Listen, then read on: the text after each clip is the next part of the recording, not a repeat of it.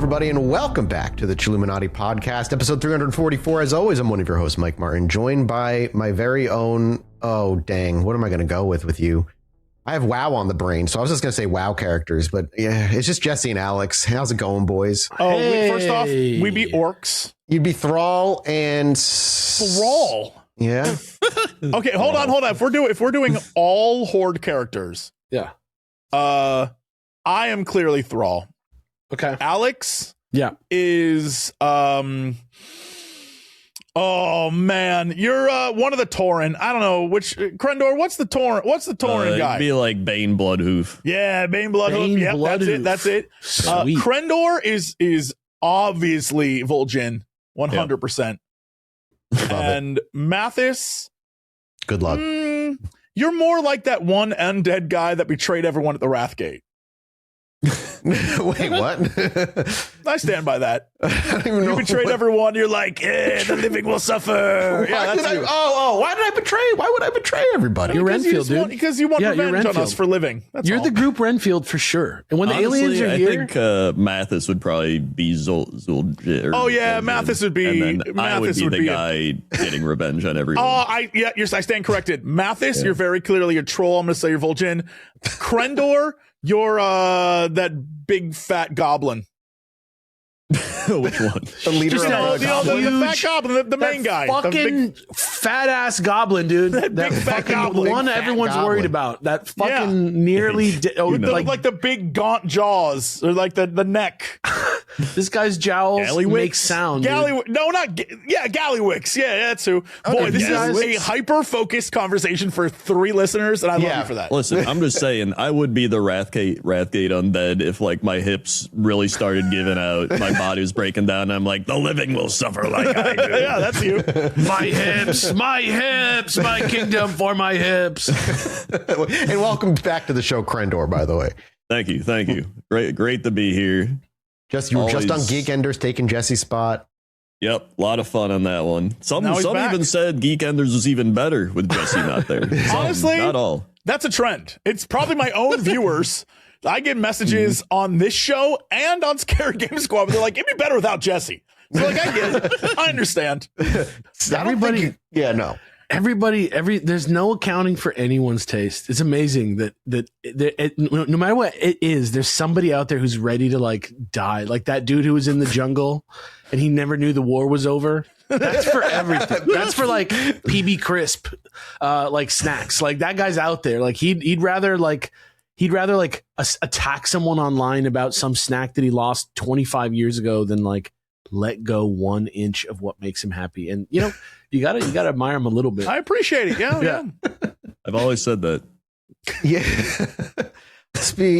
I've never been able to buy. I've never bought a PB Crisp. PB Crisp. If you want to help me buy one, you can go to patreon.com. So I'm trying to help you. Shameless. It's almost impossible to imagine that we would buy Mathas and PB Crisps. And if we did buy them for him, he would probably die because they would be so poisonous.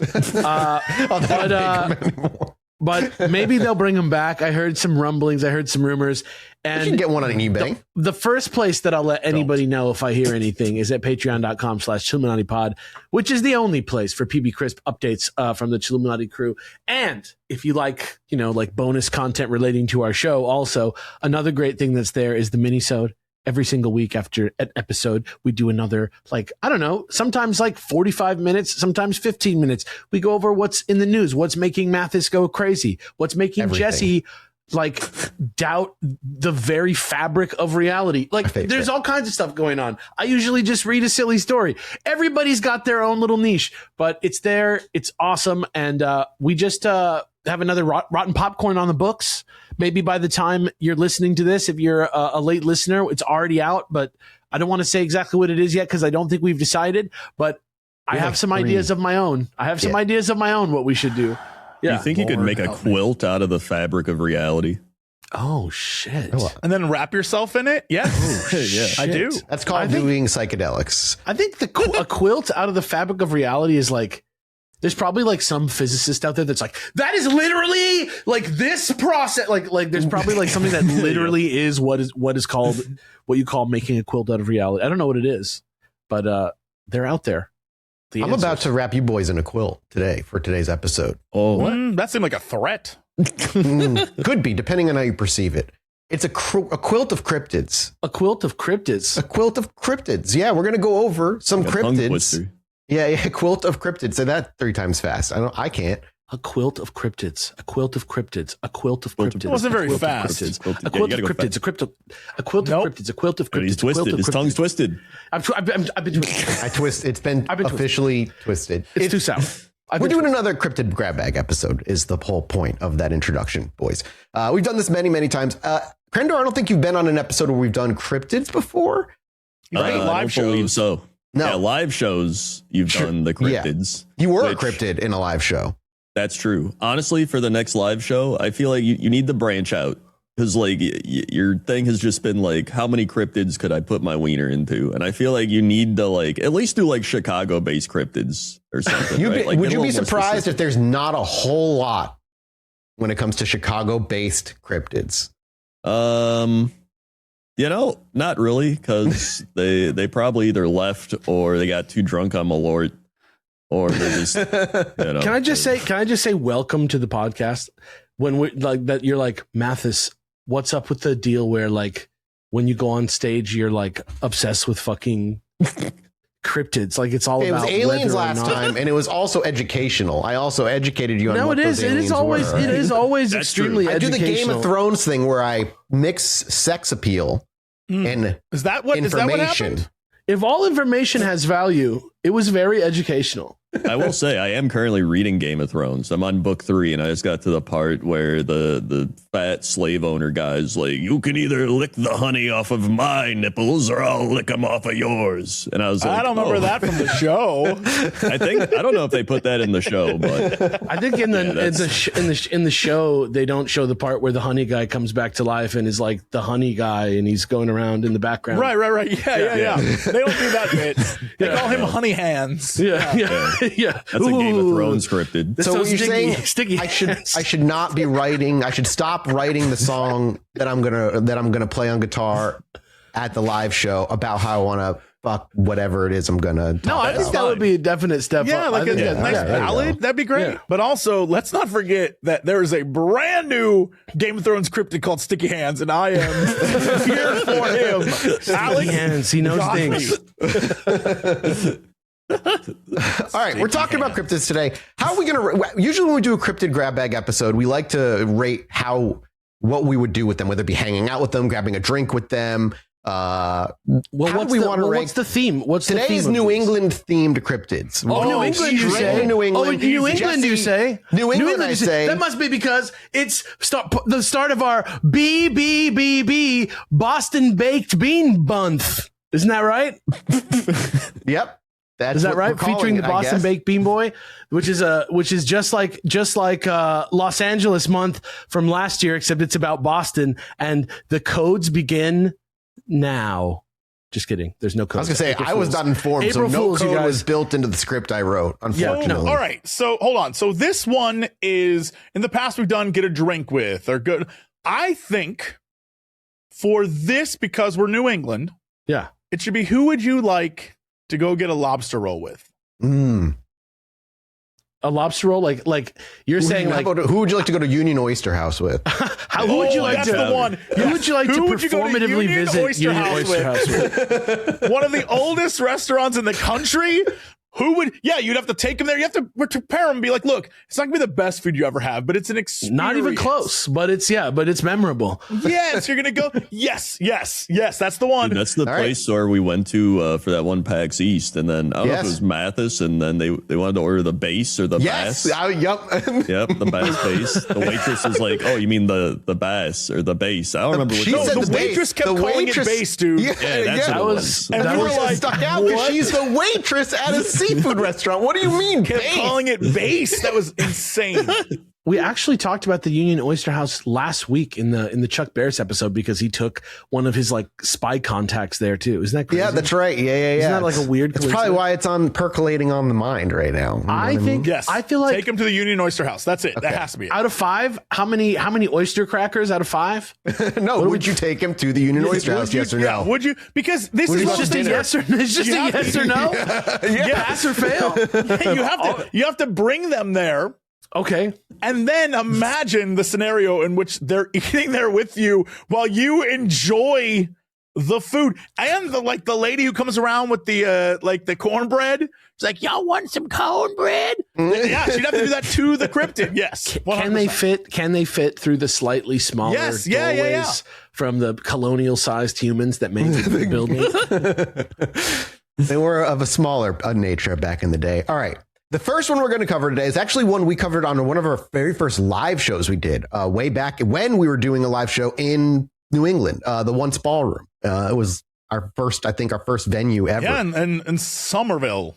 Yes, that Once Ballroom closed down now. R.I.P. That was a great little spot to do our first live show. That was one of the most horrendous memories I've ever had of the most legendary live show memories of all time. That is the single greatest memory I have of any live show. Yeah. The slip and piss scenario? Yeah, I'm not going to tell the story again, but if you know, you know. Yeah. Crendor doesn't know the story. I think I might know the story. I think I may have heard it through the... I've told it many times. Well, in that show, we talked about some New England themed stuff, and one of them was the Dover Demon. And so for a grander audience on a proper episode, we're going to talk about the Dover Demon right at the top of this one. So the Dover Demon actually was only spotted briefly within a 26-hour period, but has become such a huge lore cryptid in the area that it's like common knowledge. Is he on a layover? What do you mean? I know, right? Well, maybe he did because he kind of looks like a gray alien. The Dover Demon was spotted on April 21st and 22nd in 1977 in Dover, Massachusetts, which is just like a quiet little suburb about 15 miles south of Boston. Multiple witnesses described essentially the same thing, a roughly 4-foot tall creature with a disproportionately large head shaped like a watermelon set on its side. Two enormous... Wait, hold on. Talking not wide like Hey Arnold. Tall. That's like Gerald. Okay. All right. Tall? Like Tall Gerald? like Gerald, not wide like Arnold. I thought like Snoopy. I thought you meant like... No. Sat up like this. Oh my God. It also had 2 enormous glowing eyes that sat on each side of its face. There was no mouth, no nose, no ears, just a smooth, featureless creature of like gray skin. The body was described as starved looking with rail thin limbs, far too long for the torso it was attached to, which all ended in elongated tendril like fingers. The skin was hairless and peach colored with some gray dull spots with a rough texture that multiple witnesses compared to sandpaper shark skin. I don't know how they knew that. I guess they got close enough to New see England. I mean, this is a salty place, right? This is Dover, Delaware. Is that what this is? Dover, Massachusetts. Oh, Dover, Massachusetts. Well, same thing, right? Like we're talking about right next to the water, right? Yeah, in both next cases. to the water. Yeah. So like they, I don't know. They might know about the ocean. They maybe did. The creature, when it was spotted, didn't do anything threatening. It was just sitting there on a rock wall and by one account, crouching by a tree and another. And we have the 2 stories here. The first sighting was by Bill Bartlett at 10:30 p.m. He was 17-year-old Bill was driving down Farm Street with 2 friends around spring break. They're cruising around looking for something to do. And his headlights sweep across a broken stone wall and illuminate something perched on the rocks. At first, he thinks it's like a cat or a dog, but then the creature turns toward the car and Bartlett gets a much clearer look. He saw the massive head, the glowing eyes, the thin fingers gripping the stone, and he watches it for maybe 7 or 8 seconds just as the car is driving past. And that's it. That is the sighting. That's it. Crazy. Okay. Lauren Coleman, who would go on to investigate that case later, said that Bartlett's artistic skills is key to why the case is compelling to him, because he was actually able to draw out what it looks like. And again, if you look up Dover Demon, you're going to find something that kind of looks like a gray alien or identical to a gray alien. It basically looked Bartlett. Bill Bartlett. Bill Bartlett. But you can just like look up Dover Demon as well. One of the most northeastern names I've ever heard. William Bartlett is his full name. Okay, dude, this guy looks but still like Bill Bartlett. Come on, Bill Bartlett. Yeah, this dude. Alex? This dude looks fucking crazy. That guy Bart's. But one of the sketches just shows that it's a moose. One of them just put antlers on it and says moose. And I'm just looking at it right now, and I just see like it's like long, weird fingers gripping the rocks. It looks like tree roots. Yep. But like if you did put like antlers on it, I don't think it would look like a real moose, but it would look a lot like Bullwinkle the moose. Honestly, he kind of looks like if Gollum from Lord of the Rings got like abducted by aliens for a year or something. If he had like a pump on his head, yeah, like elongated his skull. I mean, they cured his need for the ring. Yeah. And now he just has a need for clam chowder. He needs that mid-tier clam chowder at the Union Oyster House. If he has no mouth, how can he scream? Sighting number 2 is by another individual with a very New England name, John Baxter. That was about 2 hours later. He's 15 years old at the time, and he's walking home with from his girlfriend's house down Miller Hill Road, and he sees what he initially thinks is a short person just approaching him on the street. As they close distance, he realizes that it's no person. The figure stops, and then he stops, and they're just looking at each other for a moment. Then the thing bolts into a gully and takes a position next to a tree. Like he crouched, the creature ran and hid. And he basically, what the boy described is he saw his long fingers wrapped around the tree trunk and like hiding behind it, and he'd be peeking out looking at the boy. The boy said he got within about 15 feet of it, close enough to also describe the oversized head, the strange proportion of its limbs and fingers, the weird big eyes. And he goes home and also draws what he saw. And his drawing, made with zero contact with Bartlett, actually matches Bartlett's sketch. This is the one with the tree? Yeah, John. Sighting 2 is John Baxter. The one that says like feet mold to rocks and silhouette is spelled wrong and stuff. Yeah, I think that's the correct one. Dude, I didn't put it on mine. That's actually crazy if that's true. Right. Like these are like on model for like a branded creature, like level similar. Like I think this is why it made it like stuck in New England like lore, even though there was only 2 days of sightings. Because we've got one more sighting, and it stuck. And I mean, what else is going around in the 70s? And there's not much else to do. What do you mean? There's really nothing to do in this. When you're outside, you're either looking for cryptids or avoiding serial killers. There's no games. There's no video games. So what is this? There were in the 70s. There were. Yeah, that's Atari. Come on, doesn't really count. Not free to play. Yeah, games. those are fake games. Those are Not fake free to video play games. games. No free to play games. You don't have Temple. They don't have Temple Run. No optional cosmetics. No gaming. Sighting 3 is by a girl named Abby Brabham. It is around midnight on April 22nd, which is the next night. And she's also Brabham. 15 year. That didn't actually, that really just say Brabham. 15-year-old Abby is being driven home by her boyfriend along Springdale Avenue. She spots a hairless creature crouched on all fours near a bridge. Her description, that's it for her sighting, by the way. She briefly saw a creature near the bridge as she drove by. That's it. Her description is very similar. Small creature, bald, large head, weird limbs. Is it meant to be bipedal or like a kind of like a giraffe? Bipedal. Okay. From my understanding, it's supposed to be bipedal. So did she she only got a glimpse, but she got a glimpse of it. Yeah, yep. Bald, but she knew so many details still, I know. Right? Yeah, well, she's it's bald, lanky, kind of, Have you seen roadkill as you zip down a highway? You can I don't know what else you see on the highway that you could describe if it's pretty like a creature. Yeah, but a creature roadkill, that's like standing still, not move, or laying there, not moving. But this thing would be moving, man. The Brabhams of Dover, Mass are known for their perceptive abilities. Yeah, so I don't know. That's a little weird. Well, the sightings, all three of the sightings, and the kind of way it made its way into the pop culture at the time, attracted somebody, a cryptozoologist by the name of Lauren Coleman. And he was the first serious investigator that went on scene and started going around interviewing these people. And he's the one that coined the name Dover Demon. He pulled together a team of experienced researchers, including Walter Webb, who was the assistant director of the Hayden Planetarium at Boston Science Museum. And they went on people just interviewing people. They had a history of interviewing people with ufology backgrounds, basically people who saw UFOs. They had interviewed people like this before. This is not their first time going out and interviewing people who've seen weird things, basically. And while Coleman didn't think he was dealing with a UFO by the end of it necessarily, he did want people.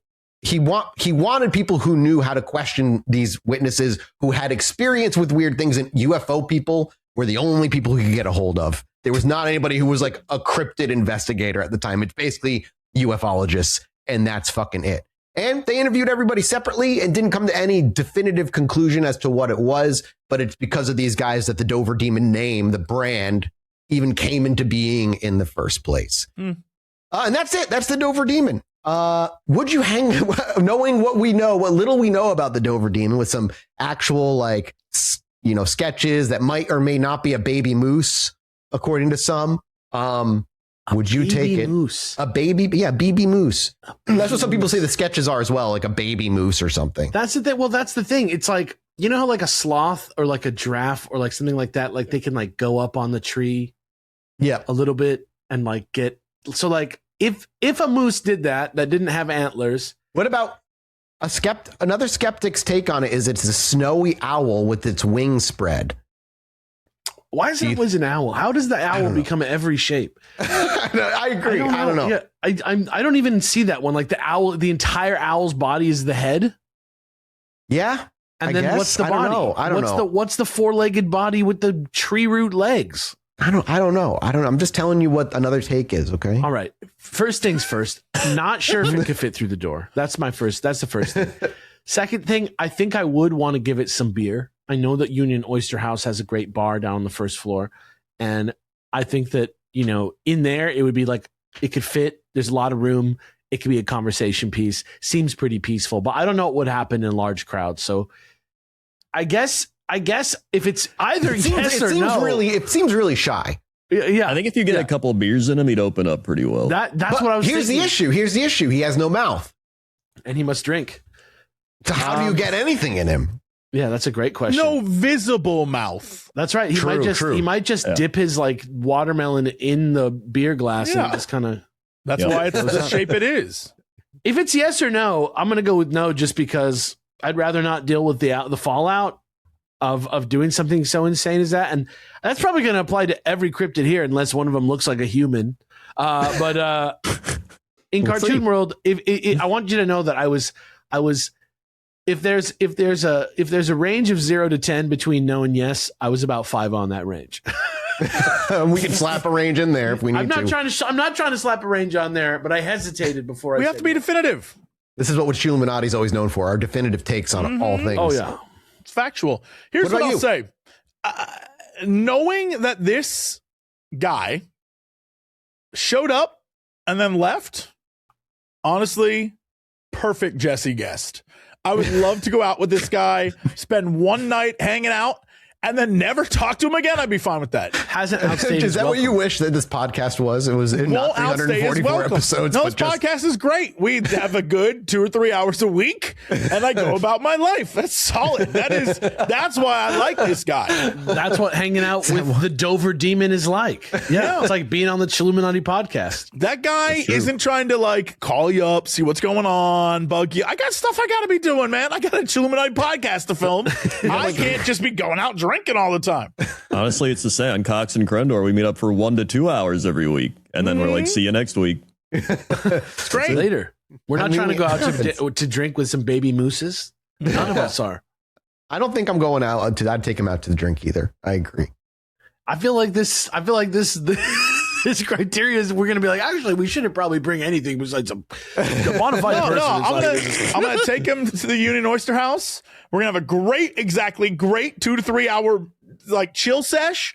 We'll get some food at the bar. I'm not taking him upstairs. That guy, I don't even know if he can make it upstairs. We'll just hang at the bar on the first floor. We'll do our thing. We'll talk with the locals. They'll be like, you're from out of town, aren't you? And they'll be like, and then I'll be like, all right, cool. See you later, man. And I'll leave and I'll never see him again. That sounds like a winner. Can you boys hear me okay, by the way? You're all getting really laggy for me, but if I'm okay. You sound great and we love you for that. You're crushing it, man.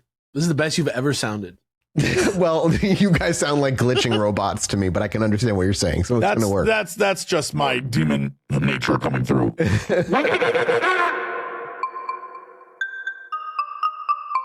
We're going to be next talking about the Gloucester Sea Serpent, basically like the Loch Ness monster of this area. Witnesses described a massive serpentine creature estimated between 60 and 100 feet long. Different people have different counts of humps along its back. Some say there's 13. Some say they've seen 20. Some say they've seen upwards of 30. Like 20 humps on this thing's like little. Yeah, like little humps on. Yeah, like that. Like little humps on its back. I don't know what. Like cartoonish, like sea monster on a map. I guess humps. What they often describe is it rising out of the water like a quote string of barrels or buoys strung together. End quote. Each they one like the size of explain a keg. what it really is in like one. But it wasn't. They didn't see that. They It swear to moved as God. if it were a string of barrels accidentally let loose upon the ocean. We can only see its humps. The body was dark with smooth or scaly skin, depending on who's talking and about what they've seen. The head is often held several feet above the waterline. Some compare it to a horse's head. Others said it looked more like a sea turtle, broad and blunt looking. And one witness described the eyes as being as large as, quote, pewter plates. Can I just want to ask a question, General, both to the three of you, but just to the audience. I hope it's what are pewter plates.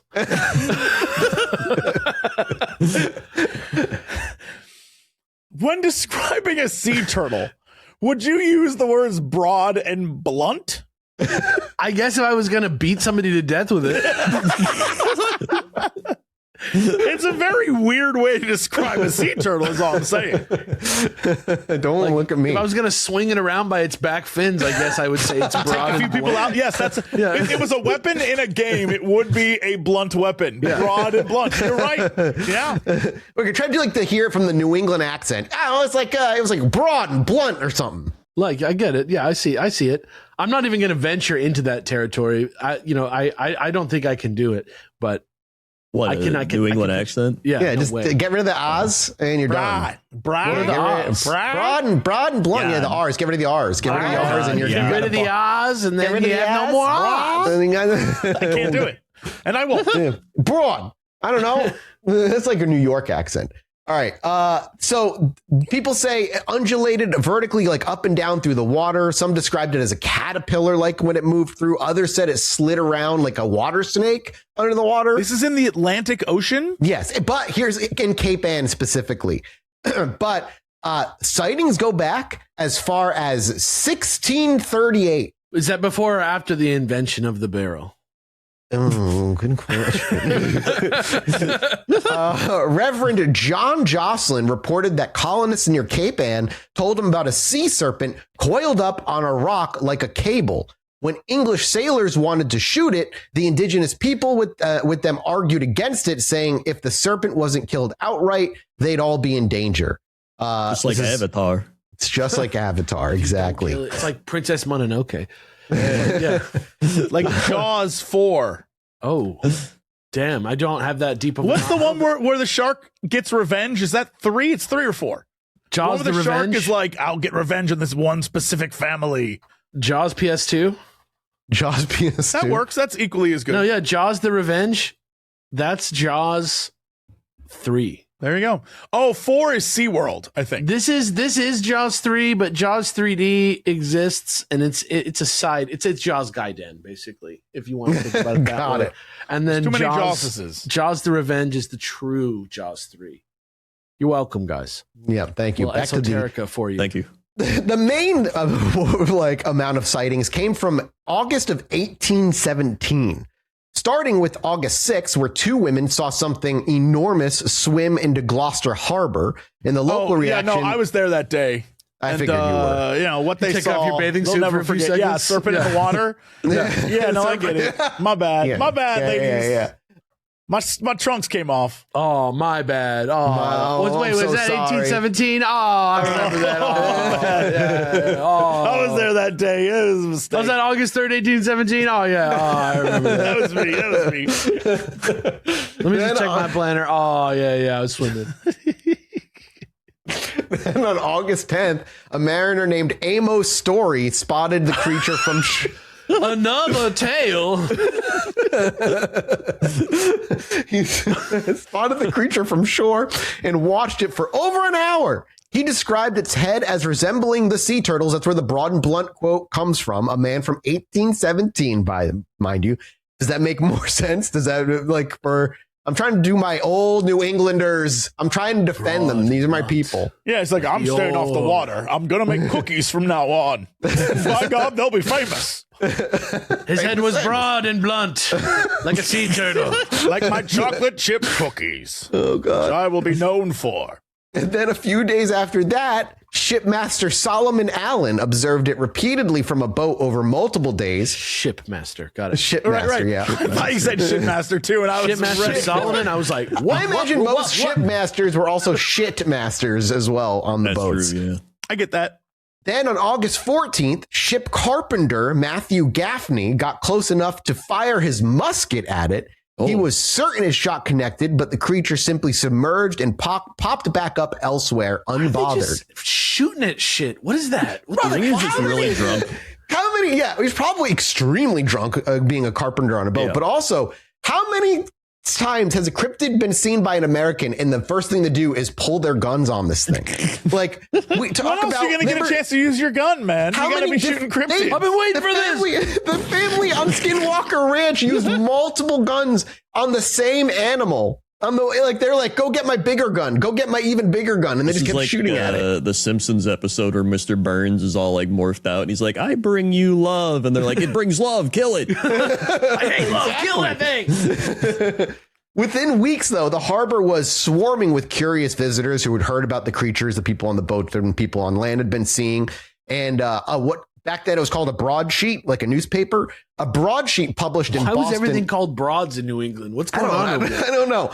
Published on August 22nd, announced that the creature had been seen by hundreds of people over the previous 10 to 12 days. Ferries then overflowed with tourists wanting to go out there and see the thing. Should I bring my gun? Ask him if I should bring my gun. Bring your musket. Bring your musket. David Humphreys, a former aide de camp to George Washington, claimed the serpent. This is like how old we are. Claimed the serpent was watched by 200 people simultaneously during a single afternoon. Captain Richard Rich. Captain Richie Rich. These are all like fake names, man. Captain Richie Rich the first, the great great grandfather of the boy that lives atop of Mount Rushmore or whatever the fuck. Yeah, whatever that movie was. Yeah. He was an experienced whaler. Claims he actually pulled alongside the thing in a boat and tried to harpoon it and failed. So this is the sightings of this thing. It's just a bunch of people being like, "I tried to murder it in cold blood. Didn't succeed." We were warned by the natives not to do that, and we did not listen. Some kind of monster. It latched onto my face for 3 hours while I was unconscious. I'm feeling hungry, though. I'm going to go have a banquet. Now, the Linnaean Society of New England, which is like a gentleman's club with scientific aspirations, is the best way I could probably put this thing. They saw this as an opportunity to build credibility for them. So they dispatched a committee to Gloucester on August 18th of 1817 to interview witnesses and gather evidence. And they collected sworn affidavits and published a pamphlet declaring the creature an entirely new species, Soliophus. Isn't that Big Bird's best friend? There you go. I don't know how you would say that. Soliophus, right? Soliophus. Why isn't it coming in the chat? Oh, there it is. Scoliophus? Scoliophus? Scoliophus Atlanticus, maybe? I don't know. Okay. It looks like Scoliophus. I need everyone, when you get the time, to look this guy up. All the art renderings from like the 1700s are incredible. Scoliophus Atlanticus? Oh yeah, look God. it up. They're incredible. Atlantic, which means, quote unquote, the Atlantic hump snake. Dude, these guys all suck, dude. Incredible art. Actually, I recognize some of these ones as that one fish. It's that one fish, yeah. The Scoliophus Atlanticus. No, what's the oarfish or whatever? What's the one that, like, if it comes up to see were in the apocalypse. The oarfish. Yeah, the oarfish. Yeah. It kind of some of the ones look kind of like an oarfish. I'm gonna throw that out there. Some of these drawings, but a lot of them are literally just like a fucking squiggly, like a fucking squiggly dragon, or a dragon that looks like almost like it's like a submarine with Team Rocket inside. Yeah, like, it kind of looks like the shit you would see on medieval walls. Yes. It's like yes, exactly. Yes. Now, this little the Linnaean Society, the reason I say they had scientific aspirations, quote unquote, is because as soon as they published this, their case took a hit nearly instantly. A local resident found a 3-foot-long snake with an oddly undulating spine on a nearby beach. And what did the society do in response? It's basically jumped the shark, and they declared the snake the offspring of the great serpent. Kill it. At the time, French naturalists kind of took this in the argument and ripped it apart. The small specimen turned out to be a common black snake with a deformed spine. European scientists started calling the whole affair the, quote, Great American Sea Serpent, and barely concealed condescension. Basically, that was them insulting it. And they went on to be kind of debunked from that point on, and nobody took it seriously. But the debunking didn't explain the boat sightings of this thing in the sea that they were shooting muskets at, and how long it had been, how big this thing had been. But it was enough for people to stop paying attention to it. So that is the Gloucester Sea Serpent, gentlemen. What do you think? I'm going to say something controversial. Yep. I don't think we should take the sea serpent to the oyster house. That's what I was going to say. It'd be like you're eating his friends and family. Yeah, I don't want to do that. I feel like bringing him in the door, we're talking about at least 20 feet long. We're talking about a line, like something that acts like a bunch of barrels tied together on a line. Like, well, okay, so let me twist the question on you. Would you, at a visit to the Union Oyster House, eat their catch of the day, the Scoliophis atlanticus? If I looked at the special, you know what I mean. If I looked at the special board at the Union Oyster House and I saw Scoliophis atlanticus almondine, I would be like, no, I don't know what that is. I'm good. I'm going to go with, let me think about this. How about the oysters or perhaps some clam chowder? Yeah, get some base while you're there. Yeah, get some delicious base. You think it still works there? That's what Sebastian the crab uses when he's trying to... Okay. We'll move on to the next one. The Galawakis from Glastonbury, Connecticut. The Galawakis? I already like this guy. So the witnesses described this Galawakis as larger than a dog with a cat-like head creature, shaggy dark fur, a long bushy tail, and the temperament of something like an aggressive temperament, but not like a full out attack, but like a defensive dog, like growling and like keeping you away. Descriptions shifted, obviously, depending on who fucking saw it and what they were saying. Some people said it actually just looked like a giant cat, not like shaggy fur or anything like that. It was just a big ass cat. Others said the front end looked like a cat, but the back looked like a dog. One person just okay. Alone in the world is a little cat dog. Sea bass into that. Sea bass. One person described the reverse arrangement of the body, I guess. The front was the dog, the back was the cat, and a man called the newspaper to report he'd seen a big animal. Are we talking both fronts? Both fronts and both fronts, not together. Are we talking literally cat dog? No. We're saying some people saw a front half dog. Some people saw a cat front half dog. Also, when you said a man called the newspaper, I thought you meant like his name was the newspaper. No, I just got cut off mid-sentence. Man called the newspaper. That'd be great. Call me the newspaper. That's because I know all. Death Stranding guy. And I let people know that I know everything constantly, every morning. Death Stranding is such a good game. It's just so fucking stupid at the same time. A man called the newspaper to report he'd seen a big animal in the dark with eyes that glowed like embers, and the thing was howling at night. Dogs apparently would run off and chase it into the woods and would come back shredded with claw marks and wounds. And some of them didn't ever even come back at all. Livestock and pets went missing, and small farm animals would turn up dead. Now, the name Galawakis was coined by Hartford Courant editor Francis J. King for Glastonbury. And it stands for Gla for Glastonbury, Whack for wacky. Oh, okay. I hate that so much. Okay. And us as a faux Latin suffix to make it sound scientific. So it's just the Galawakis. wacky, Galawakis. That's it. It's a fake fucking name. Glastonbury. I mean, I'm there, but like Galley, right? Like that's like not in Glastonbury. Galawakis, yeah, I guess. Galawakis.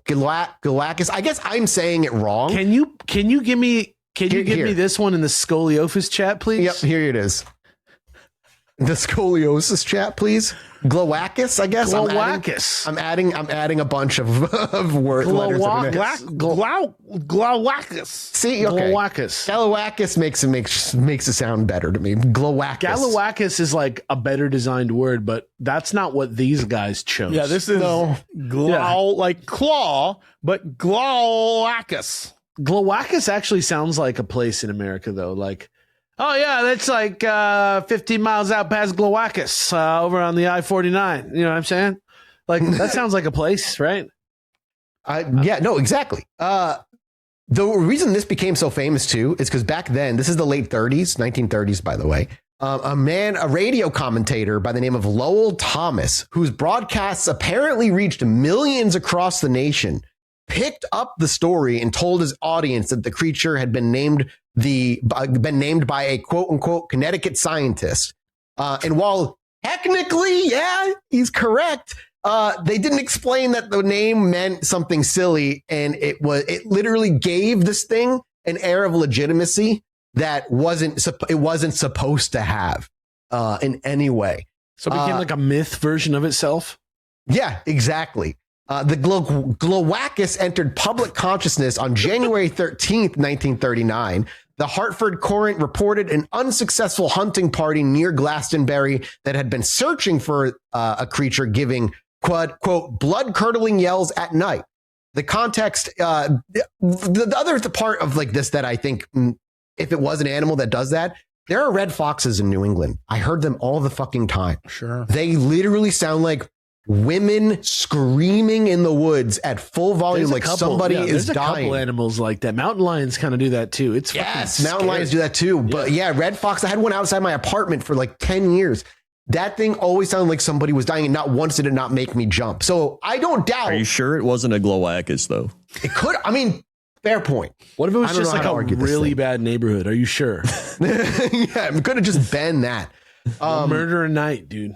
Hardcore. Speaking of mountain lions, right? The game warden, Charles Allshouse at the time, it did initially suggest that it might have been a mountain lion, possibly one that escaped from a Manchester, Vermont zoo during a recent hurricane that had hit the area. So threw it over the fence. Yeah, exactly. Blew it out over the fence out of its think about it. If these things are seeing something that they're describing as bigger than a cat or dog, but has the front half of a cat, but the paws of a mountain lion are huge and the back half of a dog, to me, that sounds exactly like what they're seeing. It's like a mountain lion that fucking escaped a 1930s zoo that got damaged by a hurricane. Is there anything over? There's not anything. Forgive my ignorance. There's no cats over there, right? Like in the wild. I never had to worry about any. It's wild cats. Like out here, my point is just out here. It's not that odd to imagine seeing a cat in the wild. They do exist. Yeah, you're in a more mountainous area, which makes sense. I'm going to look that up right now because it's something I didn't even bother to look up. The American bobcat is out there. Okay, but that's not a very big cat. It's not huge. Yeah, it's not like huge. Mountain lions, eastern mountain lion is considered. Pumas and lynxes, Canadian lynxes. Yeah, Pumas, Canadian lynxes. Yep. So maybe I don't know if they're as big as like to me, like the size of a mountain lion makes more sense to what these guys are describing. It would be shocking to see that even if you knew they were around, but I was just imagining that if they weren't familiar, it would be extra scary to see something like that. Yeah. Well, because we wouldn't be used to what it looks like. Like coyotes to me, right? Like I have a different reaction to coyotes than probably like people who have never seen a coyote before, right? Yeah. There's a bunch of coyotes out there too, obviously. Right. Like it's like, but like it could have been anything. And to that point, they even on January 14th, they took out a formal hunting party to go look for this thing. They like got a posse together with 2 hounds that had been trained in the Ozarks, like a proper 1930s hunting party. That's the fucking Galawakis right there, dude. Yeah, and they searched and they searched the countryside thoroughly and came up with nothing, but the sightings continued for the next month or so. And this actually like had a minor cultural impact here. The Galawakis frenzy spawned a dance at the Polish National Home in Hartford, held for revolver and rifle club members the night before a Glastonbury hunting expedition. It was called a Galawakis Ball, was held at the Grange Hall with free admission to anyone, offered to anyone who brought a real Galawakis with them. You could get in there for free if you could bring an actual Galawakis. And obviously, where there's a gathering of people, there comes the capitalism. Local merchants ran Galawakis-themed promotions. A fake legislative bill was introduced proposing to set aside the town as a, quote, sanctuary for the Galawakis and other unknown forms of wildlife. The Amalgamated Canine Society of Connecticut issued a formal objection to the bill, stating it, quote, denies us dogs the right to punish a cunning, vicious animal. What? The month closed with the acknowledgement that the mystery creature had provoked more tourism than the town had ever received. And the Galawakis then faded by the spring of 1939 and then resurfaced in the mid-1950s with new animal attacks before disappearing seemingly permanently. But fun fact, the Hartford athletic soccer team unveiled a mascot based on the Galawakis in 2023 named Dylan. Dylan the Galawakis? Dylan the Galawakis for the Hartford athletic soccer team. I'm not going to clown on that just in case it's like named after some like kid who got hurt or something. But it's his favorite cryptid, dude. But that's just a weird thing to call a Galawakis. You know what I'm saying? That's just like, that's not what I would call a Galawakis. That's as far as I'm going to say. Would you take the Galawakis to the Union Oyster House? No, first of all. But second of all, I feel like the Galawakis is like people who were like trapped in the like YouTuber family content trap before they even knew what that was. Like they had to be like Galawakis town to stay on the map. That was like the most tourism they ever got. That's crazy. No, that's crazy. There's a lot. I feel like there's a lot of small towns all throughout America that have like one weird thing got really popular for a hot minute, and then they were like, "That's who we are." Because Roswell could be described as that. Roswell could easily be described as that. Crendor, are you going to say what I think you're about to say? Because I might be saying it too. Please continue. I said I was going to take the Galawakis to the Oyster House because everyone would be like, dude, that guy's got a Galawakis. And then I'd become famous. Yeah, that's true. Finally. Agreed. Completely agreed. More importantly, I would like to take Dylan specifically. Click that link. That's what Dylan looks like. I want to take Dylan. Oh my God, dude. Dylan's got childbearing hips. He's Holy shit, you're not wrong. He's like a Cookie Monster with like a wide hips and soccer ball antennas. God, he could crush me with them thighs, dude. That's crazy. He can crush a Dover Demon's head right between his thighs. I go on a date with Dylan. So yeah, we taking Galawakis out to the Union Oyster House. Honestly, like Crendor's right. That's a marketable evening. That's if he looks like Dylan, he can come for sure. But I don't want like if it's a cat dog that's giant and it's probably a mountain lion. I'm not going to do that. I'm not going to even try and get in the cab with it. Being able to crush melons with your thighs, that'll bring us right to the next cryptid that we also talked about back in the once ballroom. Massachusetts melon crusher. The melon heads. Oh my fucking God. I forgot about these assholes. It's been a while. Yeah. We talked about them in the live show back in the day. So these guys are fucking crazy. So what the melon heads are small humanoid beings with disproportionately large bulbous heads sitting on undersized bodies.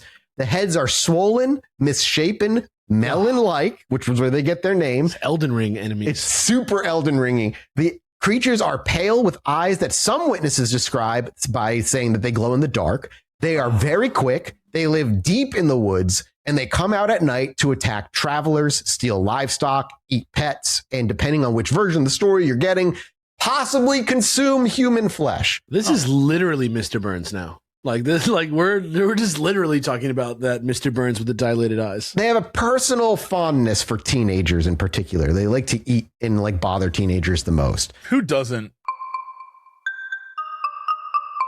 These guys, the Melon Heads, are like very famous out there.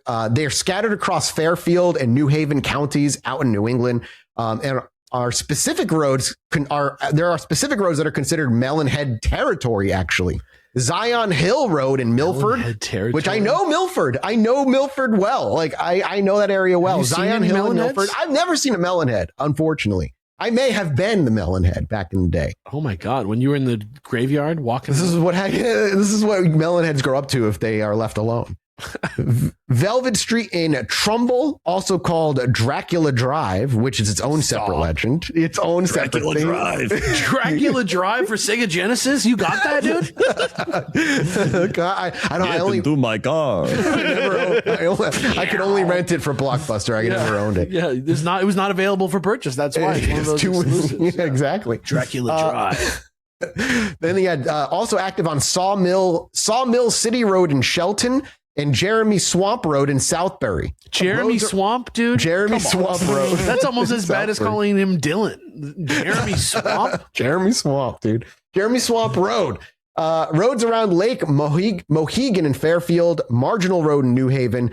All of these are real actual roads too. You can fucking go to these places. Is also a rough word. And a lot of these roads are like your old ass, and there's a lot of these out in New England, like your old ass narrow, winding roads that are like stressful just to drive down. I used to hate driving down those kinds of roads before, running through heavily forested areas that are, there's just no light. The only light is your headlights. That's it. And like, these are like the areas teens would go drive to like, you know, do makeouts and like spend some time alone, which is another makeout. That's what you do when you do the makeout. Can I also, would it surprise you that I never doing the makeout? Could it surprise you that I never once got ever driven out to the woods? No, that doesn't surprise me at all. I have heard that they have engaged in making themselves out. They're doing the makeout. Making themselves out in some way. The kids are engaging in the makeout. It is I gotta terrible. stick to the script I wrote and not go off and try to like. There I was, a young melon head making it out.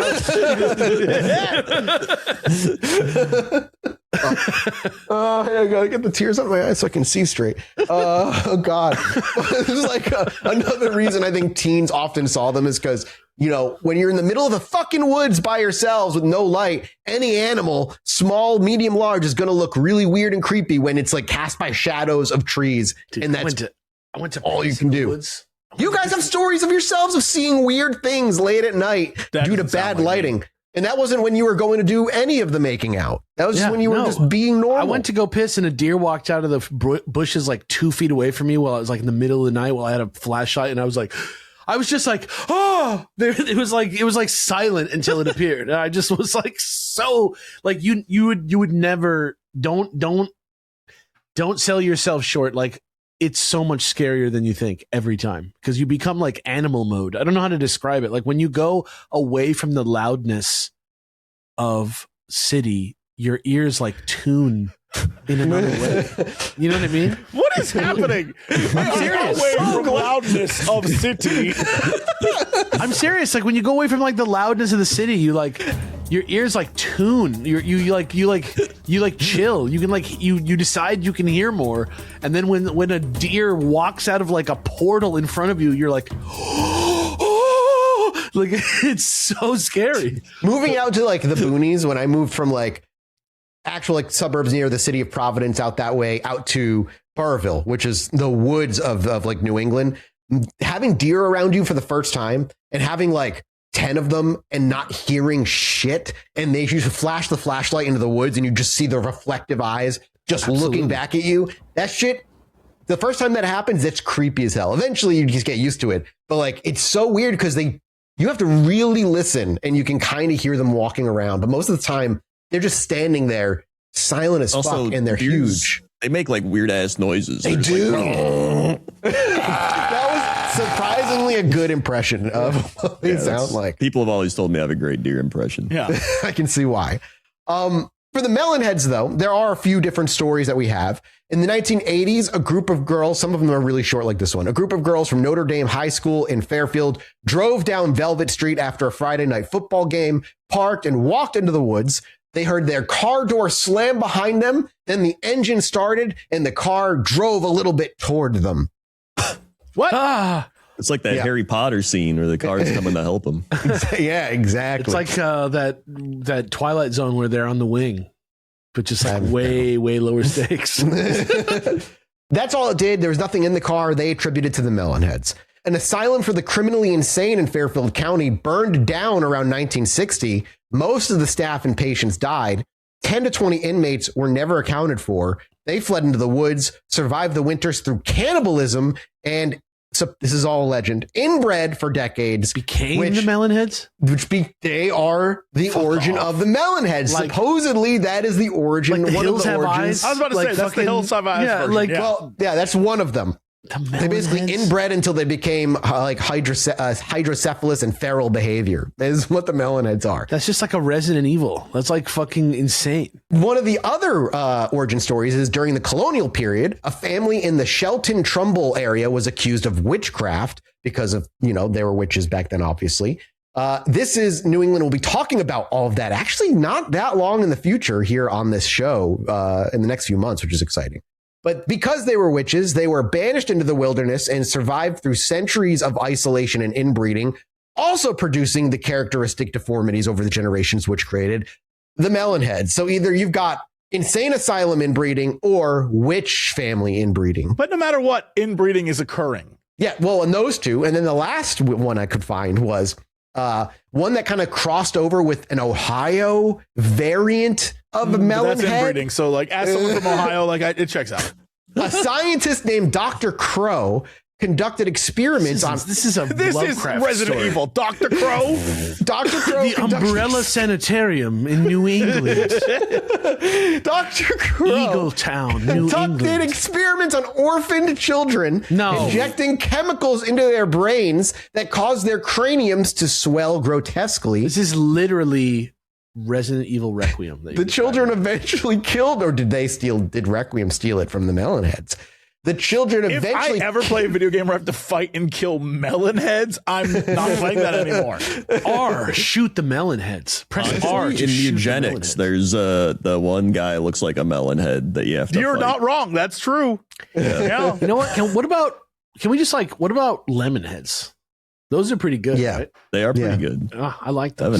I do like a lemon head. I always like those. So these children, we just the children experiments eventually killed Dr. Crow, burned his facility to the ground, and escaped into the woods. And the legend goes that there was another facility underneath that one. More high tech. But if you find the ruins of the building, you might see a melon head or two standing there, staring back at you from their old home. So they're just bulbous orphans that got like. Those are the three origin stories I could find. Inbreeding experiment. All I can think about that last one is the fact that it almost feels like an Always Sunny in Philadelphia episode where in the end the melon head is just Frank. Yeah. It's just him naked in the window. He's like, hey there, I'm a melon head. That's how I imagine. Why is the melon head just standing there looking at you? Like, what's he thinking about? Life, man. The melon head's they want to eat flesh. It's cannibalism. They want to eat your flesh. They like teenagers. Do you think they're it's not just looking at you? They're going to go get you. They're going to get you. They're Do you mean. think it's because they never tried like pretty bad clam chowder and the Union always have watery clam chowder. They're like really. Maybe that's why they drove the car. They never got to drive a car before, so they just wanted to try driving a car. And they remember how it drove the car for like a foot at those teenage girls. Yeah, that's maybe they just want to scary. experience life. So taking them to Union Orr's house to give them that bad clam chowder might be a good idea. I'm not going to. I think they'd start eating the people. That's my concern. I'm pretty sure I wouldn't take them. Yeah, a melon heads probably drive better than a lot of people. That's true. That's true. He knew when if to you give stop. Him a chance. He wasn't trying to hit them.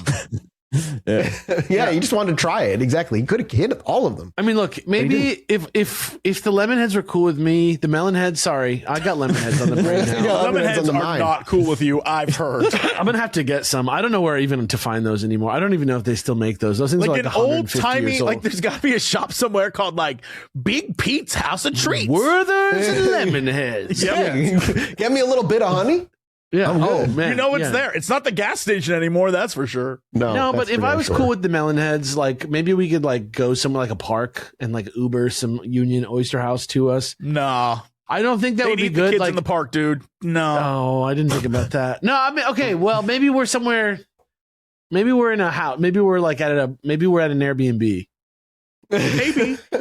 And Maybe. I just order some Union Oyster House because like I want to hang out with them if they're cool with me because it would be weird, but like I don't want to bring them in. I think you're bending the criteria too much. It's would you bring them to the Union Oyster House? No, I wouldn't. Yeah, no. Let's be honest, I wouldn't. Yeah, I don't think I would wouldn't. either. No, these guys suck. It doesn't matter if they have their very own version of the Sam Adams beer that is only available at Union Oyster House. I don't care. I'm not bringing the melon heads. In fact, they seem like they'd be really annoying if they were drunk. Yeah, they probably pretend like they know a lot about beer, but then they get grossed out by all the beers that taste anything different than what they're expecting. Yeah. They're probably those type of people. Yeah. I agree with you. I don't think I'd bring them either for very similar reasons. Probably It's end a up lot there. of Like, I'm not a beer fan, but I do love a Zima. How the fuck did you find out about Zima, melon heads? What do they have down there at the umbrella facility? 1700s, don't question it. Or 1500s, who knows? Yeah, remember being born and before. We used to have Zima back in the day. That's why they killed all those witches. We are Legion, and there was some of us around when Zima was still in stores. Honestly, that might actually be a good conversation at the Oyster House now. Maybe I would bring him. If it's slow at the Oyster House, bring him to the bar and sit at the bar and let the bartender be like, wait, what? And the other one's like, actually, I was only brought back to life when Zima came back on Amazon. Did the witch family like create the Zima? Is that I don't is that know like a what the witch's melon create? heads are about, but they love stuff that was discontinued and then brought back. That's their remember that one whole melon thing, head that was yeah. like, remember they were like, oh, do you remember Surge? Oh, I got some when it came back. Oh, do you it's think so good. you think they'd want PB Crisps back? Dude, I bet you they would. And where's That's Waffle Alex's Crisp at? hookup. Yeah, where's Waffle Crisp at? That was I the love one. Waffle. Dude, Wow, their, it's so their good. blood is probably Crystal Pepsi. That's probably what that was. That's probably a piece. That was like a peace pact that we made with them that we'd stop doing that. Okay. So nose across the board, on to the next one, which is the Coos County Slender Sasquatch. You made that up Slim- right now. You mad libs that. Don't lie. You mad libs that, right? AKA the Wood Devils. No, you mad libs that. Don't lie. The Coos County Slender Sasquatch. I don't know what's the problem. I like What the makes it so alliteration, slender? frankly. I think it's very good. What makes it so slender? Let's talk about it. So also known Years as the of Wood binging Devils. and purging, sadly. Turkey. It's just turkey. I just want to get them help, and they can Just get switch help turkey. if they use promo code CHILL at BetterHelp. We do not have a sponsorship with BetterHelp. The Wood Devils have been reported in the dense forest of Coos County, New Hampshire's largest and most remote areas. They stand between 7 to 9 feet tall, but they are described as exceptionally thin, often even gaunt. Built, somebody even went on to describe it as being built like a scarecrow. Are you telling me there's like meth head Bigfoots? Meth head Bigfoots may exist, dude. Are you telling me there's like methed out, malnourished Bigfoots in the woods of New England? I think you should you hear the description and you might come to the decision that meth head Bigfoots might exist. Are meth head Bigfoots just meth heads that people mistake for Bigfoots? We did just learn on Cox and Crendor there are drug sharks. That's Where the true. sharks There's are- sharks yeah, on they drugs now. are. So I'm So, sorry, I are you mean- saying sharks or sharts? sharks. Like swimming through the ocean. Oh, yeah. Okay, that's... Yeah, so they're There eating are. the drug. So that would make sense that big feet are also eating the drugs and kind of going a little crazy. You know what? Getting We're along the problem. with their It's friends. It's because We- we yeah, take no. so many drugs, it filters into the environment, and a Bigfoot's like in a river, drinking the river water, starts singing shit. He can't sleep. Too angry. Long limbs, narrow frame. shaggy hair that ranges from tan colored to gray. Last job at Apple Store. They described with a long face with a pronounced snout and small, deep-set eyes. The hands and feet are enormous and they smell terrible, which is very similar to most big feet that we've covered. And they also always most smell like homeless shit. people, though. Like, I don't like what. That's so weird. But for these guys, a wood devil will stand motionless behind a tree trunk and wait for the person to walk past them. If there's no tree available, it just freezes in place when it sees a human, standing perfectly still until it's sure the person just can the person can't see it, and then when it feels like it's safe, it'll just bolt off in the other direction. Don't notice. We're like, isn't that what that fake THC is supposed to have done to you? Wasn't that like a thing? It's like I was like hearing about in like downtown LA back before weed was legal. Like these like gang members were down there and they were like freezing on the streets because like they were smoking like, just like fake. Yeah, they're getting all the bad drugs is going into the woods now. To Sasquatches. And then when they think they can't be seen anymore, they bolt in the other direction. Multiple witnesses end up describing the same kind of experience, that they're hiking through these woods and they get either like they think they see something out of the corner of their eye, or they feel like they're being watched, and they turn around and there they see a 7-foot-ish tall figure standing behind a tree you just walked past. And it takes off. It sprints. And then it sprints. It just runs. Yeah, he does. He gets spotted, and then he's like. I imagine when he runs, the start of it is like a Scooby-Doo, like that, like we just like rev up before he runs. Yeah. Do you think he drives a Tesla? I don't think he drives. Where'd he get the license? These things also vocalize too. Hikers in Coos County report blood-curdling screams that echo through the entire woods, so loud and, quote, sound so wrong that they send like these people running back for their trucks. They say they hear it. My apes! Gone. Sightings date back to the early 1900s, with reports picking up significantly in the 1930s. Some of the lumberjack names for the creature were the Indian Devil, Carcajou, not Jewjou. On meat that. Oh boy, we are 0 for 2 so far.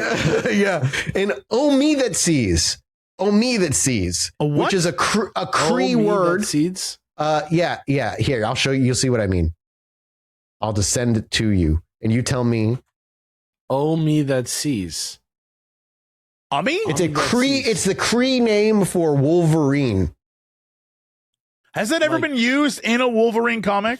Almost certainly. Almost. If that's out there, you know, some dude was like, "What's your name, old man?" Only that sees, Bob. That does work painfully well. The Caracajou, the word I said before that, also means Wolverine. So it's also just another word for Wolverine. Is it not just a Wolverine? That's what it means, but these are like what the lumberjacks started calling this thing, which makes no sense because a Wolverine wouldn't be this big. Okay, fair enough. Okay. It's just what the lumberjacks were picking it up and identifying it as. There's a theory that the lumberjacks ended up like putting forward. There's a theory that the lumberjacks put forward these stories to scare off competition, or it was a new worker hazing ritual type thing, bringing a new guy into the woods, cutting trees and telling him, "Oh my God, did you see that over there?" And like just trolling and shitting on him. And in 1942, trolling and shitting, a hunter named George Wentworth claimed to have shot and wounded one of these things. He said he claimed to have shot and wounded one of these things near Dixville Notch. He described it as roughly. Dude. I just want to say before you continue, shout out to every election year, because that is the very first county that reports in the country every year. There's like 20 people that vote, and every year newscasters have to say Dixville Notch. And honestly, we're hearing in from Dixville Notch. Yep. JG Wentworth just shot 877 cash now. He described it as roughly 8 feet tall and 400 pounds.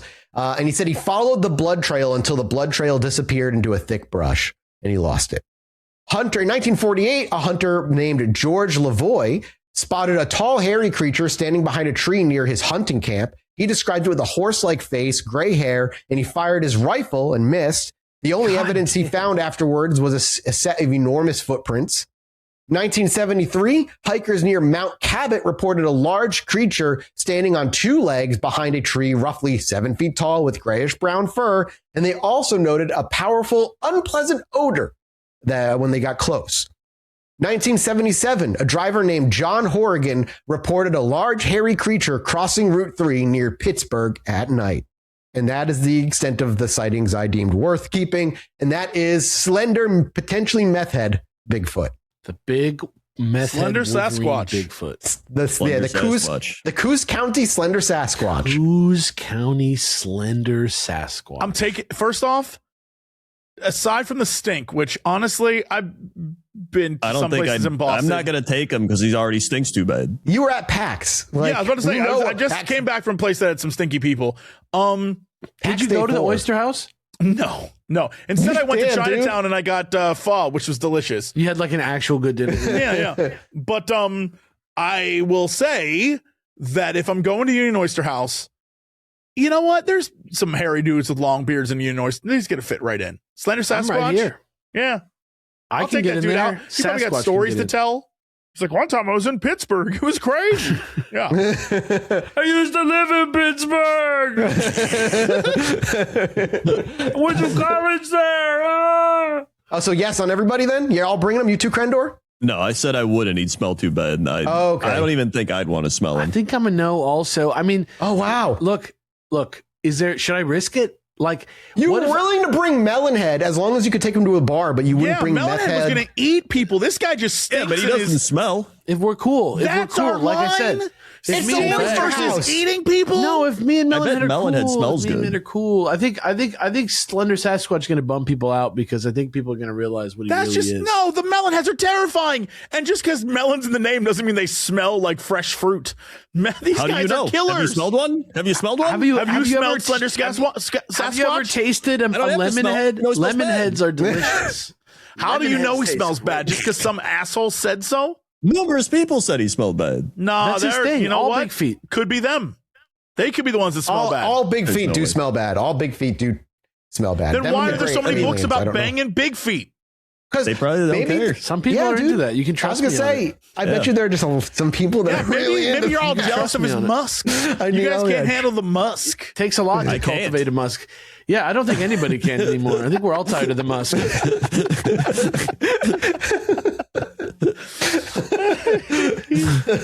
Exactly. All right, you ready to move on to the next one then? Yes. I would take him to the Oyster House. I would take him. We'll go with a crazy. You're crazy. Yeah, we'll go. This one is The Nightmare of North Smithfield. Fuck, I fucked that up. The Nightmare of I wanted to say North Smithfield because that's where I come from, or an area I was around, but it's Northfield. The Nightmare of Northfield, Pigman. Yo! I'm already in. I'm taking it. We're going out. We're working out together. Me and Pigman going to do a whole Boston day. We're going to do the tourist stuff. I'm going to take him over to Boston Common. We're going to go shopping. You're going to talk to Benjamin Franklin on the street. Yeah, we'll go watch all the guys who like bang the drums and stuff on the street. The whole thing. Let's see. We're going to dinner, let's go through it. Let's go through that. You might not feel the same after that. You might not feel the same after this. All right, I'll tell you when I'm out. The Pigman is described as a tall bipedal creature covered in coarse white hair, naked, with a hollowed out pig's head worn over its own face like a mask.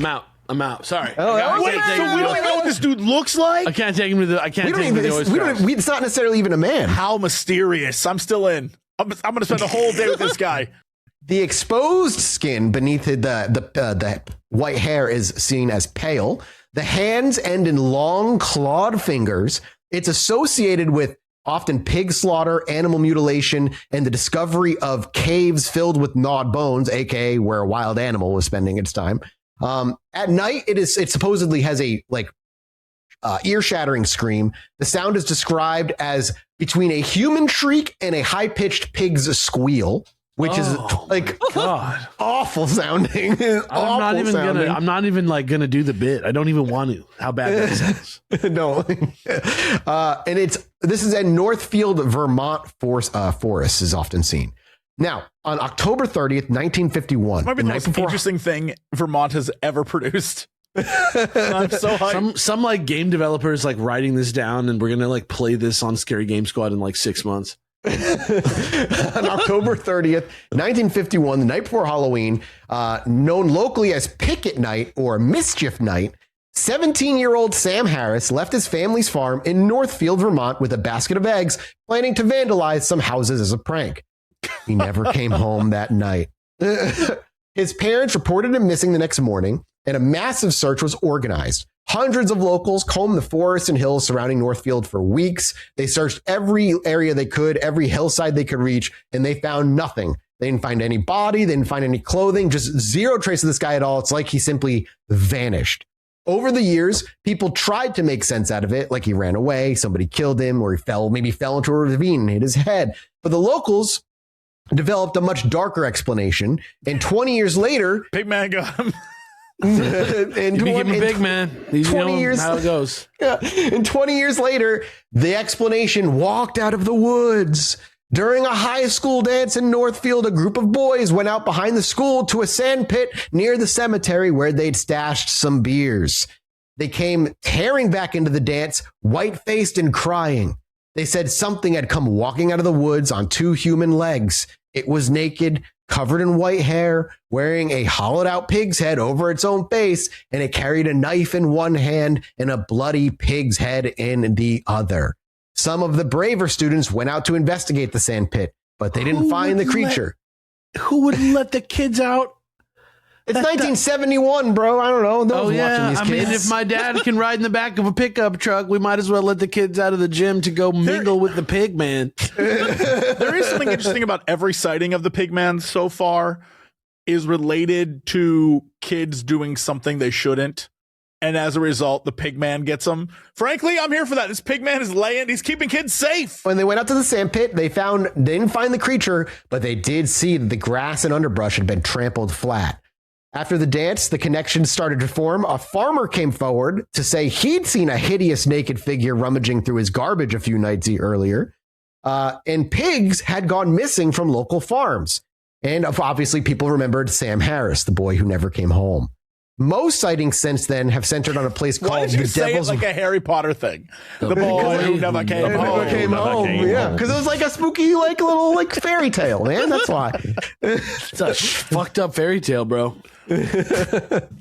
Most sightings have, since then have centered on a place called the Devil's Wash Bowl, which is a remote basin of streams, cliffs, waterfall. I remember Devil's Rock out that near where I live too, where kids would go hang out and jump off the rock. That's famous. I think there's like a show about it or something. I don't remember. Oh yeah, actually, I think you're right. I think there's like a documentary type thing out there. Like somebody like weird is the host of it. Like somebody like Henry Rollins or something. Why do it's old as hell what you're talking about too. Yeah. Like I know what you're talking about. Why do I imagine it's Mark Summers? It's like somebody. Wow, great. This is Devil's Rock, and we're going to see what kind of mysteries are inside on Unwrapped. Basically, you reached this place, the Devil's Wash Bowl. You reached it via an unmaintained Class 4 road called Wash Bowl Road. The houses along the road are spaced half a mile to 3/4 of a mile apart, with nothing but deep woods between them. There are abandoned structures, caves. The name Devil's Wash Bowl even predates the Pigman legend, which obviously makes everything more creepy. Jeff Hatch, a local who became the unofficial Pigman historian after his high school dance was interrupted in 1971. I hate when you end up as the unofficial Pigman historian. I know, right, dude? That's like the small town, man. And then all of a sudden he blinks and he's the unofficial Pigman historian. That's like all that's out there to do. Like, what else are you doing out there? I guess in that small town. There's again a house every half a mile to 3/4 of the mile, and you're just the local Pigman historian. And he kind of did it to himself. He kind of did it to himself because he just like went out looking for the Pigman more and started like taking in stories of the Pigman. It's one of those nights where you go out and you decide I'm going to document and analyze the activities of the Pigman for the rest of my life. I could see this being him being the origin story of Slender Sasquatch. He's been in the woods looking for the Pigman too long. Where are you, Pigman? He would explore caves near the wash bowl with friends and found them filled with animal bones. A similar stash of gnawed bones was also found at the town's only pig farm. Strange cloven footprints turned up in soft ground. Listen, I'm going to do this man justice and tell you what he found. Vermont author Joseph Citro, who has documented the legend extensively, visited the wash bowl himself and described it as a place where the temperature felt, quote, misaligned with the rest of the world. Well, of course. What does that mean? Yeah, like cold? Like what? You decide. What does that mean? Vibes? It smells like shit? What are we talking about? No, the here? temperature. I know, felt but misaligned, not the smell. I mean, if he's saying misaligned, all right, what does temperature even mean at this point? Like, oh, the temperature is misaligned with the rest. It's a bit bluer than the temperatures are here and on this realm. I find the temperatures a bit more suspicious in this realm. I guess. I don't know, dude. I don't know what he meant by it. Misaligned is a bullshit fucking word. That's all I'm saying. Yeah, what about Mr. Aligned? Yeah, where's he at? Yeah. Where's he at? It's good. Now, if you're wondering what the origins are, I don't think you picked it up, but the origin isn't Sam Harris got killed by the Pigman. The idea is Sam Harris became the Pigman. Sure.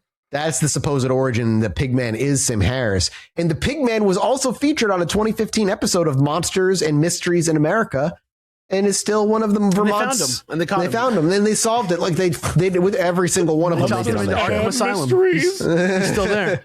And if he catches you, he turns you into a pig slave. And you have to follow him around and be his little pig henchman. Slave.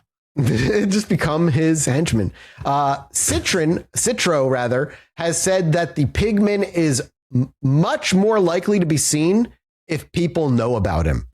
So now you know. Why is He's that? more likely to be seen if you know about him, because if you don't know about him, then you won't mistake things for him. That is the same. That is the same guy. That's the same guy who said the temperature felt misaligned to the rest of the world. So he also said the more people know about him, the more likely you are to see him. Misaligned with the rest of the world. The rest of the world, yeah. Yeah, like what the fuck? Like, what in the hell does that mean, dude? You know what it means. It means that guy's a sociopath is what it means. That's a crazy thing to say. So, with that said, are you taking Pigman to the Union Oyster House? Absolutely not. No. No, the Pigman. Yeah, no, I'm still in. Absolutely not. I'm still in. Oh, God. We don't even know what he is. That's what makes it fun. First off, Pigman and I roll in. The Oyster House staff is going to be excited. They're going to be like, they're going to stop in their tracks. They're going to be like, poor Pigman. I'm going to get free drinks all night. They're going to be pouring it's like drinks. Showing up with Jason Voorhees. Yeah. Yeah. Okay, I would not bring him. Oh, Yeah, no, that's you where guys I'm are at. missing out on a fun night. I wouldn't bring him either. No. It's awful. Got stories. He's going to be like, I scared kids at a dance. And I'll be like, oh, man, hell yes. I taught kids about premarital sex. All of my scary occurrences are moral lessons. You should have listened to your religious mother. All right. We're going to move on to our very last cryptid here, the Winstead Wild Man of Connecticut. Oh. He's heard of him before. I see. His reputation precedes him. Hold on. First off, Pigman and Wild Man one night together. Let's go. Dude. Let's go. You know that would be amazing. And bring in Pigman and Sassy Wild Man Sasquatch. is like a forgotten hip hop. Dude, I was going to say, you got to bring the three, right? You got to bring the Slender Sasquatch, the Pigman, and the Wild And we're Man. taking that snake water taxi over to the Union, across the harbor from the convention center over to the Union Oyster House. We're riding there. This is a night. I agree. Although, F them lemon heads. Yeah, I said what I Hey, said. man, the Lemonheads said they were cool with us, man. Don't say that about them, dude. Just because they eat other people, man. You know?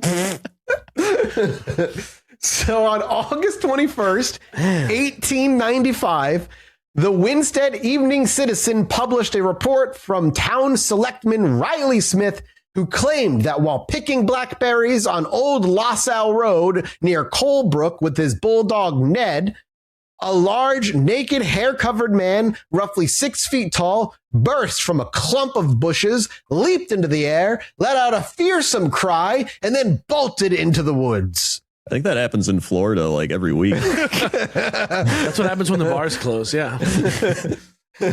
The creature's hair was long and black and streamed behind it as it ran. The body was described as muscular and heavy built. Both Smith and his dog were reportedly paralyzed with fear. The story was edited by 21-year-old Lou Stone, and within days, it was being picked up by papers across New England and eventually New York. Sightings multiplied at a suspicious pace. A strange coach driver saw a large creature leap a stone fence. A farmer reported his chickens were going missing. A man named Charles Benson claimed something dropped from a tree and chased him all the way home. He had no idea? He had no thought to look and see what the fuck it was? Dude, he just saw something drop from the tree and ran. Oh, fuck! A woman in neighboring Colebrook found a creature sleeping on her front porch and had to like it was human sized. I just think it was a person. Two vacationing New York women insisted it was clearly a gorilla that was sleeping on her porch. No way.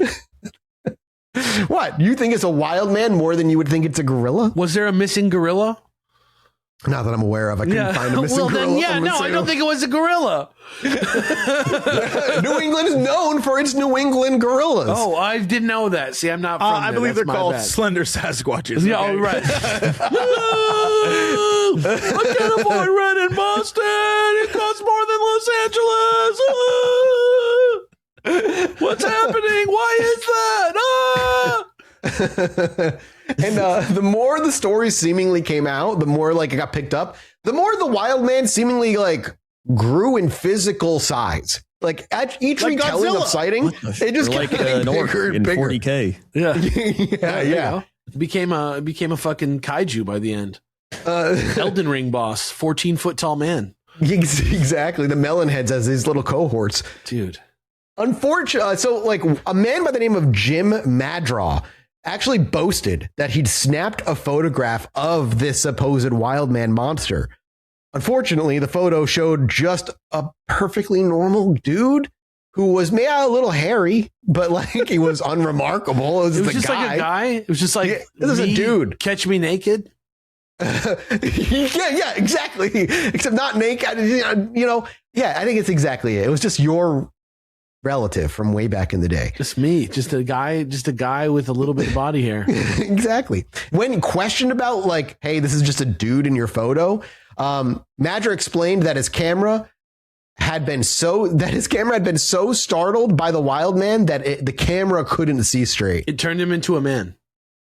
No, the camera was just unable to properly get a photo of it because his own camera was like startled It got by so it. scared that it mistakenly printed a man on the image instead of what it actually saw. Yeah, exactly That's what he right. said. That's what he said. Yes, that's exactly what he. The camera that is fucked up, and instead of what really was there, a normal dude came out of the camera. I mean, the image of a normal dude was burned onto the film instead of a. Yep. Well, what do you do in America when something like this happens? If you haven't learned by now, Shoot it.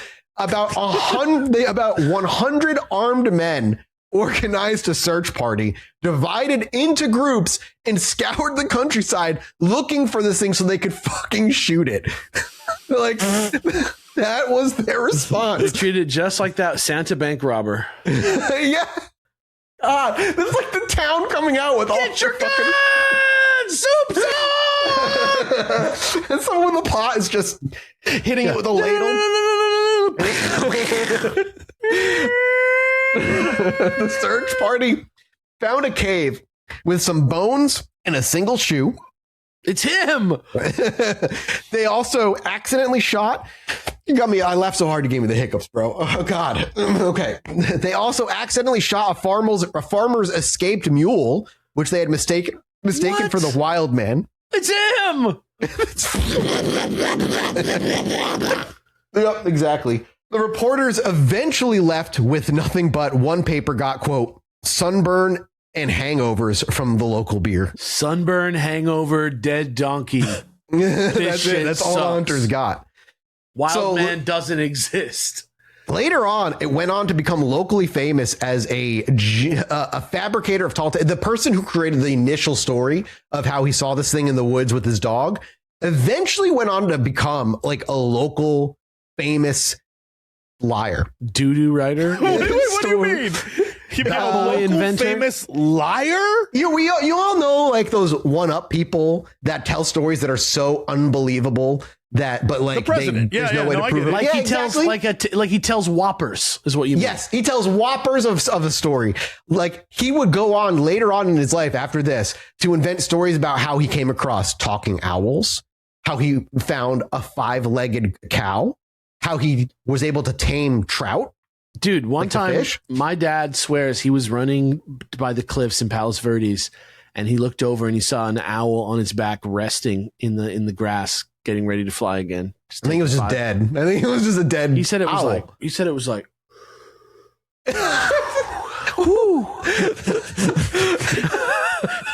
Yeah, for our audio listeners, wiping the sweat of his brow. While my he did dad. that. My dad also is the guy who's like, see that mountain? I could put a flag at the top of that and be back here in 15 minutes. You know what I mean? Yeah, I feel yeah, like yeah. I get the feeling that that's kind of what kind of guy you're talking about here. Yeah, I think you might be correct. Yeah. But the original Wild Man story, like because he hadn't been known to be that kind of person yet, many researchers actually just believed the story initially, but eventually when they all realized it, they were like, oh, so it was all fabricated, or at the absolute best case scenario, a highly dramatically embellished event of where maybe he saw a dude to sell papers or something. He'd be like, hey, one time I swam faster than a boat. The American Guide series later described Winstead as a, quote, never land where the unusual is expected to happen and usually does. Ooh. Body.